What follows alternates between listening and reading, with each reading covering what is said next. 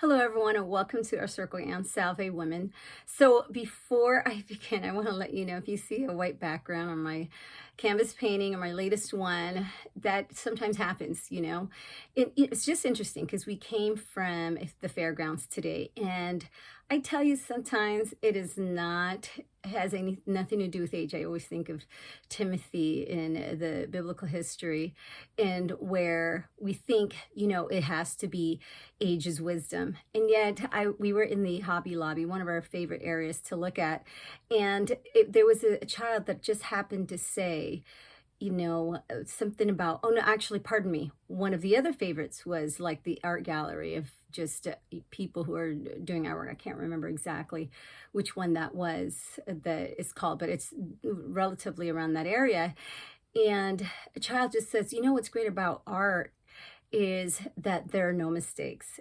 And I just think to myself, that's what I needed to hear today because, sometimes you look at a painting and you envision what you want it to look like. And yet when you look at it and you stand back and you look and, Voca is like one of my favorite spontaneous realism type of art painting and canvas painting. And I can just watch his over and over. And I know that you have to own what's yours as magnificent as I think with, the things that he just does to make things like a Marilyn Monroe or a Jimi Hendrix just pop out. For me, it's like, okay, but who am I in my paintings? And every artwork is just its own magnificence. It's like it's who you are and it's what you want to come out of it. And so here I am, and when I looked at my paintings and in it again, you see it in the background, I just saw the background of it and it just did not fulfill the foreground.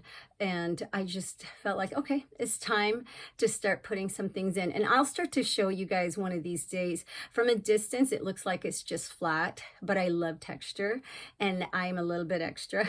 So when you see the things that I like to do that I finally have taken the time to embrace and enjoy, you will get to start to perhaps see that in every artwork that for those of you who follow art, it's just a different way of, being you, and it's who you are, and it makes me smile. And, it's like, doesn't matter how long it takes. And sometimes I may not even have a week to just pause and put things in. But if with this one, you probably can't see it from a distance, but there's a lot of nitty gritty little intricate put of work in there that it's going to take me some time, but I'm truly enjoying it. And so just know, if you're like, what happened there? It happened. That's all it is. So today we're going to talk about how we really stopped listening. And so I then add in, why do we stop listening?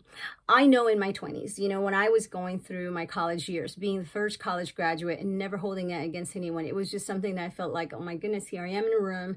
I don't know if I mentioned that in one of my articles. I'm sure I have, where I sat there and thinking to myself, I'm, yes, around some really incredible people that I have gone to classes with, and yet they're talking about going to college. And here I am, not. I was in silence. And I'm going to say to myself, like, I am, one of the most capable in here, if not the most capable to just go in college. And why am I not joining in with these conversations? And so I had to stay silent because that wasn't something that I could obviously contribute to in any positive way. I'm not going to sit here and whine about it. I'm just going to sit here and listen to everybody else immersed in their own future type of just inspirational stories of what they're going to do and what their parents have said and so forth. And just all in the blessings always, and just me always believing that you have angels around. Next thing you know, I find myself going to college.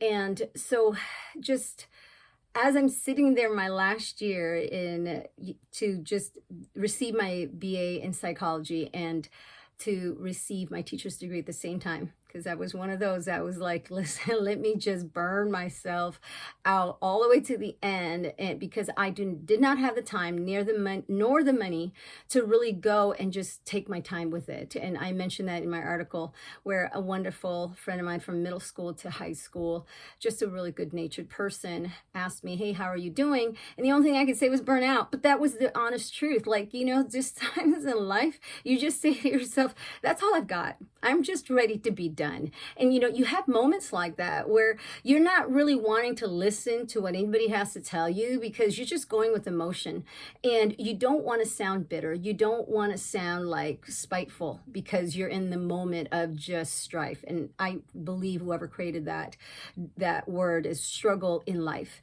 And so for me, you're just in the moment, and you're just going in auto mode, and you're like, look, I'm almost done, and I am just about burnout. And I think I did say burnout, like literally, because that's how I was feeling. And so here I am in my class. It was like my very last day to take this class. Here comes in Dr. Rowe, the chairman of psychology, and just such a wonderful person. Many of our professors just, really truly had their own personalities and character. And so when he came in, nice and swift, and then he calmed himself down peacefully, and he was like, with that little grin, like, congratulations, guys, you made it, here you are. And he's leaning against the desk in the front classroom, and then all of a sudden he's like, okay, so how many of you are signed up for, next year for your postgraduate courses? How many of you are signed up for your master's? And there was like pure silence. And I was glad to think that I wasn't the only one who's confused. Now, everybody had their own reasons, I'm sure, as to why they gave their signs. But for me, I'm like, that can happen. Because I was in my pure ignorance, and I'm okay to say that, I probably would have been okay to say that back then, like, you can continue, and again, I mentioned in my article, it's like, those of you who have never finished high school, family members never finish high school. When you do, and you're like the first high school graduate, everyone's celebratory, and they're like, yes, you're the first one. And then all of a sudden, and then someone's like, what college are you going to? Everyone's looking at you like, we're done, And honestly, I was at that moment where I love school. I mean, if I could continue to go, and my husband knows this, if I could continue to go to school, it's just for me, it's like, it surprises me that when people have that opportunity to be able to go, especially when you have the funding to do so, it just amazes me that you don't take the advantage of it, because there's so much more to learn, and you can get to be that student. And if you can take your time and take one course per quarter, I had to burn myself out where I was taking like 3 to 4 at times, and just saying to myself, you're not going to get the best academic grade, but you are going to get done when it is needed to be done. And that way you're going to be saving some, not only just time, but money, because there are people who are like taking courses, they don't even realize that it doesn't really apply to their emphasis or so. And then next thing you know, it's like, why did you take that course? Or, I was more of like, can I take one class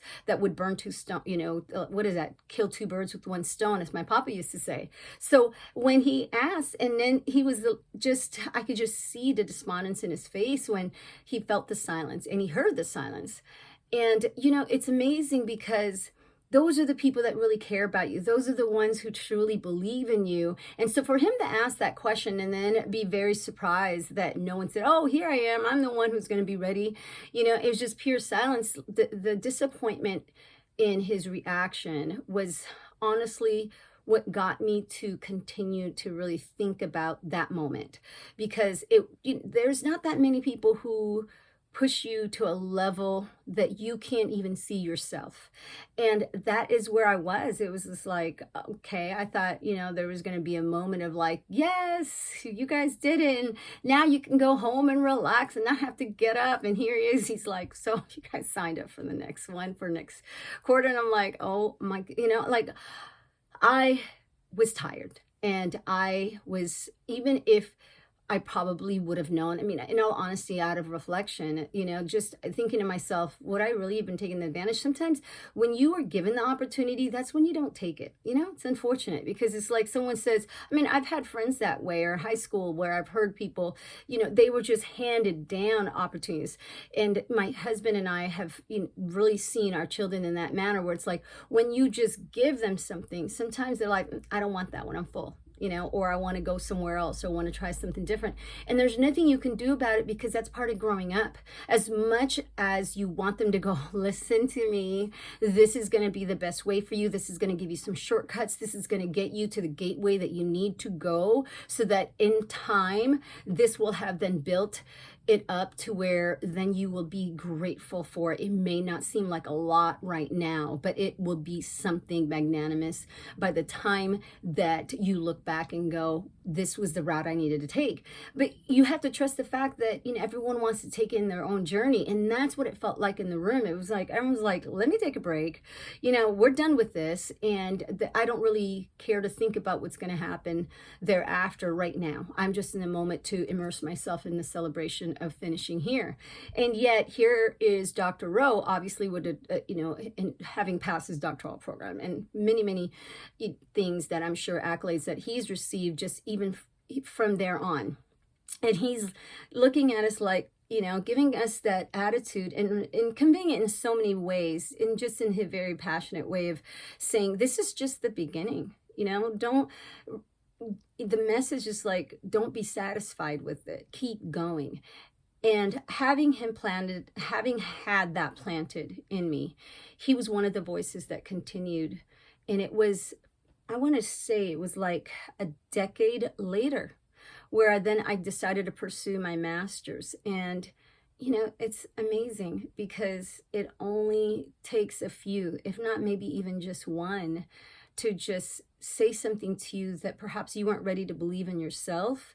And yet you hear it and then you go, okay, I'm ready to pursue. And I am so grateful. And I know that if in time permits, and, when all of a sudden I'm like, I'm ready for more, I would love, my husband and I talk about this, that I would love to just go and get my doctorate degree or so. Right now, there's no urgency. And yet I'm at peace with that, because for me, it was more of like, I did what Dr. Rowe asked me to do, and I wanted, whether he will ever realize it or not or see it, I'm just a number to him who he believed in. It's just like me as a teacher, my students, you plant belief in every one of them. My children, you plant belief in every one of them. And no matter what, there's always going to be that moment where they will question whether or not you truly understand all of their struggles, all of their challenges that they're going through. And so, they're thinking that you're putting so much pressure on them, or that, why are you even asking this much from me? And turning that around, looking at it from now, a much older age, you're looking at it and you go, no. They just saw something great about me that I was not willing to see yet or ready to see. And now I surround myself with that. I am grateful for people who then help me to grow. And really, my husband being one of my greatest confidants, where, it's like in the beginning of our years of marriage, like you're always just having head-on type of challenges amongst between each other, because you don't want to be told you're wrong. You don't want to be told that there's something better. You don't want to be told that you should have done something differently, and yet that's exactly what you needed to hear. And so when you just take the time to really take it in, you grow up, and then you grow out of that disbelief. And I really want to call it disbelief, because when you start to doubt, when you start to go, I'm not ready, it just doesn't mean that you can't. It just means that you aren't ready to believe in you yet. And yet there are those around you. It doesn't mean that there is a lot, but there was that voice, right, that said, yet you really can't start now if you wanted to. And then all of a sudden it just keeps haunting you. So it's great to be surrounded with people that continue to push you. You may not like what they say. You may not want to hear what they have to say to you. You may think of it as something that is criticism in the most hurtful way, but those are the ones that make you go, you are better than this. You can do so much more. Why would you want to be in a room where people are okay with who you are when you've already surpassed that? Like, there's, it's almost as if I think to myself now, when again, I think about Mayweather saying, if you're in a room where you're like, was that the best or the greatest or the smartest or so, you need to get out, right? You need to be in a room where people can push you, and there are people smarter and better and greater. And there's no intimidation there. There's just inspiration. There's just motivation. If you're feeling intimidated, then that's when you have to self-reflect and go, why? Why am I feeling like these people should not be my greatest motivators? Why should I feel that they aren't the ones who are setting the tone for me, that they're not modeling what I can become? What can I do to learn from them? Why can't I use them, siphon whatever I can from them to get to where they're at, and then show them that perhaps I can be just as good or better? And that is what I hope for, my own children and my students. And I always say, now it's coming from my heart. And it's amazing how you don't need that many people to truly believe in you, because you are going to have to be your greatest push. And unfortunately, the more you push that away, the more you push people away who believe in you, who are trying to push you to be greater and better and bigger, then it's up to you. And then you just have to come to terms with that and go, you know what? Shoulda, coulda, woulda. But, you don't want to be at that age where then you look back and go, I could have done that then. I should have listened. To not live with that type of feeling would be the greatest reward, right? To arrive at a part where you go, I'm so grateful that you put that in me, that you planted this seed in me, where I feel I would have felt guilty for not having accomplished it. So thank you, Dr. O. And again, there's people in life who may never know what type of impact you've made. And if it's just one starfish, you made a change.